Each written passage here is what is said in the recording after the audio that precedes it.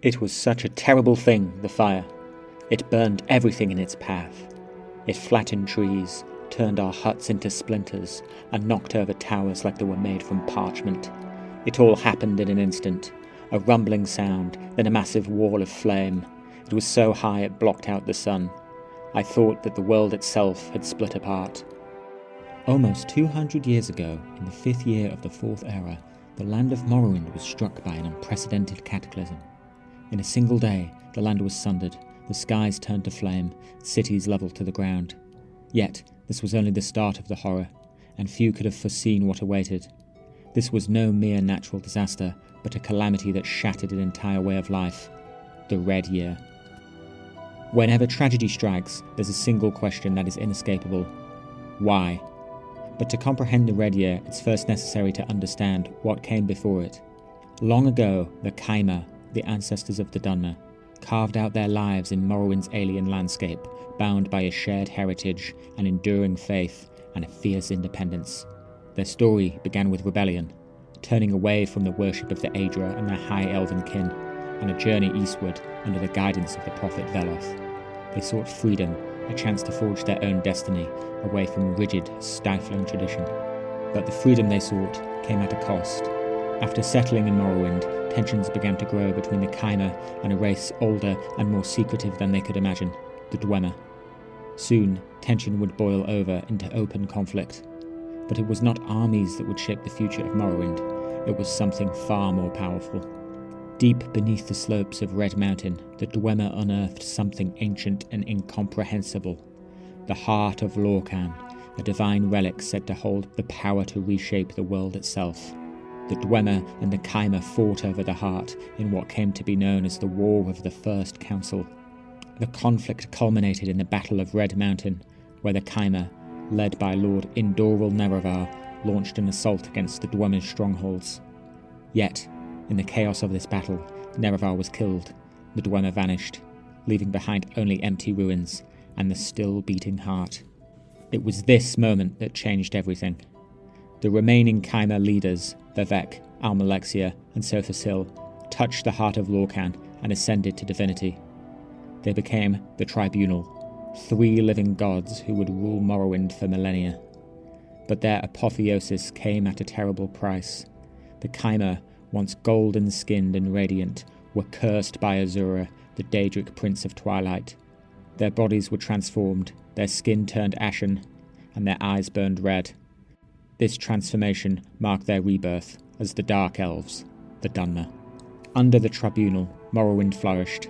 The Dunmer built great cities, defended their borders, and developed a culture steeped in tradition and pride. The Tribunal's influence reached its zenith with acts that seemed to defy all mortal limits, none more emblematic than Vivec's intervention against the falling moon of Bardow. This moon, flung through the void by the mad god Sheogorath, was stopped in its tracks above Vivec City. For centuries, Vivec allowed it to remain looming above the city, both as a symbol of power and a warning to the unfaithful. Yet, all was not well beneath the surface. Another presence lingered at Red Mountain. Dagoth Ur, thought dead during the War of the First Council, returned to steal the power of the heart of Lorkhan. The centuries that followed were marked by his growing influence, his blight spreading across the land, and his cult of worshippers rising in secret. The Tribunal fought to contain him, building the mighty ghost fence to isolate Red Mountain. But, as their connection to the heart faded, their power began to wane. And in the Third Era, the tides of prophecy would turn once more.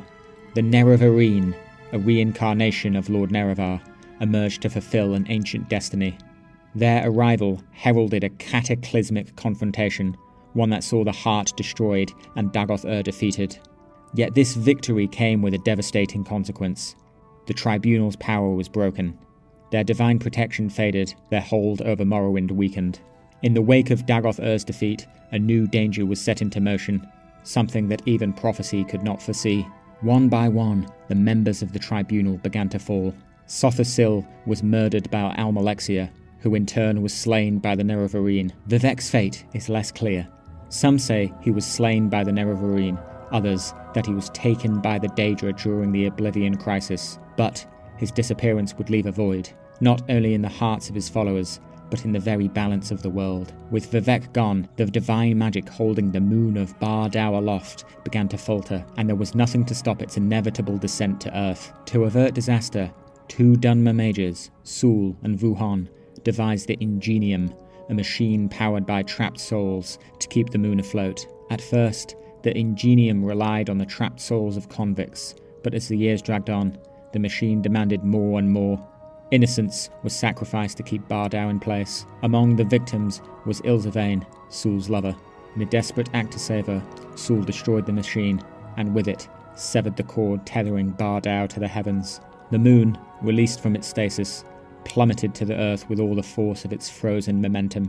Vivec City, once a jewel in the crown of Morrowind, was obliterated in an instant. The impact reduced the city to a scorched crater that would come to be known as the Scathing Bay. The force of the collision unleashed earthquakes which leveled cities and tsunamis which devastated the inland sea of Morrowind, even reaching as far as Solstheim. But the devastation did not end there.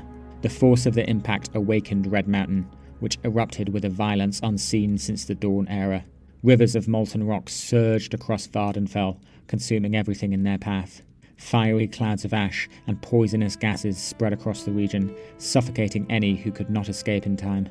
From Solstheim in the north to the plains of Tear in the south, Morrowind was shaken to its core. Entire cities were wiped from the map. Balmora, Aldrune, and Sadrith Mora were reduced to rubble, while the grazelands to the north barely escaped annihilation.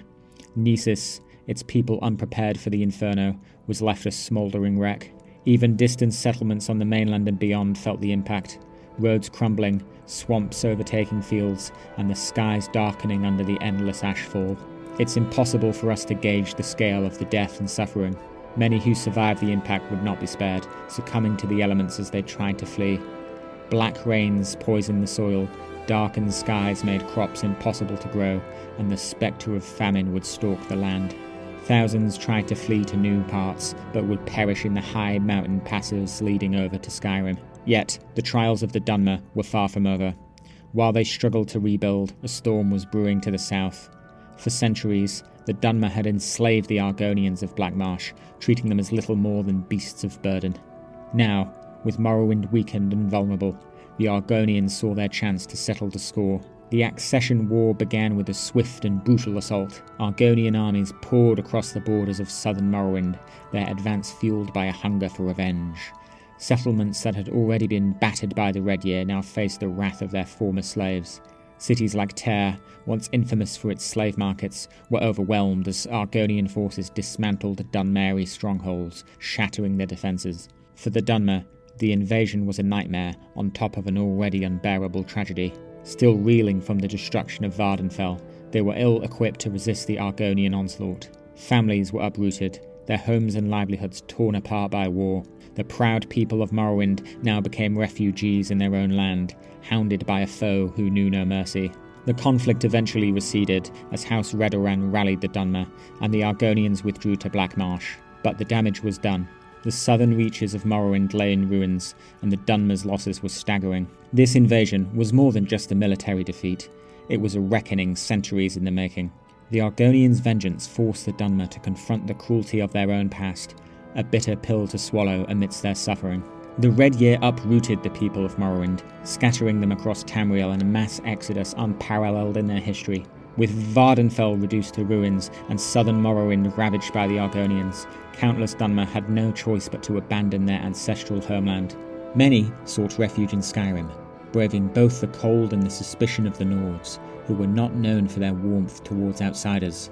Others turned to the island of Solstheim, a bleak and unwelcoming land that would become a haven for the displaced. In a rare act of fraternity between the races, the High King of Skyrim ceded Solstheim to Morrowind, allowing the Dunmer refugees to settle there permanently.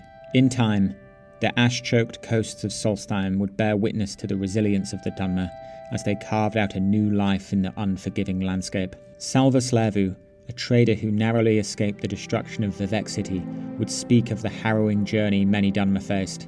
I saw Vivec fall, and I knew we had no future there. I walked for days, my Guar long gone, with nothing but the clothes on my back and the ashes of my city in my lungs.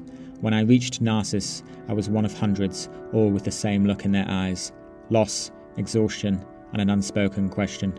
Where do we go now? The diaspora was more than just a physical displacement. It was a severing of roots that had anchored the Dunmer to their homeland for millennia. Yet wherever they went, they carried their culture with them. Their faith, their customs, and their unyielding spirit. In the cities of Skyrim, in the settlements of Solstheim, the Dunmer would begin to rebuild not only their lives, but their identity as a people. In the aftermath of the Red Year, the once proud Dunmer faced the unthinkable. Their cities in ruins, their skies choked with ash, the very land they called home intent on erasing them from existence. But even in the shadow of such devastation, their indomitable spirit endured. From their capital of Blacklight, untouched by the eruption's wrath, House Redoran rose to lead the relief efforts. While other great houses faltered under the weight of loss, Redoran never wavered. Soldiers, healers, and supplies poured forth from the city, dispatched to the charred remnants of Vardenfell and beleaguered settlements across the mainland. What began as a desperate scramble for survival became a testament to the resilience and unity of the Dunmeri people. One of the most striking accounts of this period comes from Deros Dran, a native of Mournhold, who volunteered to aid the stricken town of Balmora. He described arriving to find a little more than rubble and despair. Yet, amongst the ruins, Dunmer from all walks of life worked side by side, former nobles against common labourers, old grudges forgotten in the face of shared suffering. Though the relief efforts could never truly heal the scars of the Red Year, they rekindled a sense of solidarity that had long been overshadowed by the divisions of the great houses and the temple. The Dunmer's bond was forged anew in the crucible of tragedy, proving that even in the darkest of times, they could rise from the ashes. The Red Year was no simple natural disaster. It was the curse of Azura coming around full circle. For the Dunmer, the disaster shattered not only their land, but their faith, forcing a reckoning with the failures of the Tribunal. In the ashes of this spiritual collapse, a new path would emerge. The new temple rose from the ruins of the old, calling the Dunmer back to their ancestral faith. They turned once more to the three good Daedra, Azura, Mephala, and Bewithia. Amid this revival, the Dunmer began the arduous work of rebuilding. Blacklight, the Redoran stronghold, became the new capital of Morrowind, a beacon of hope in a land ravaged by fire and ash. From this bastion, the Dunmer found the strength to begin anew, driven by their enduring connection to their homeland and each other. The legacy of the Red Year is not simply one of destruction. It is a testament to the resilience of a people who refused to succumb, even when the odds seemed insurmountable. In the darkest hour, the Dunmer redefined themselves, proving that their spirit could not be extinguished. As the Dunmer forge a new path forward, they prove that even in exile, the soul of Morrowind endures wherever its people call home. Thank you for watching. Please consider subscribing to the channel if you would like to see more videos on the Elder Scrolls. Our goal is not just to tell tales, it's to treat the lore of Tamriel as real history, a living, breathing story in which we can all take part. And until next time, wealth beyond measure.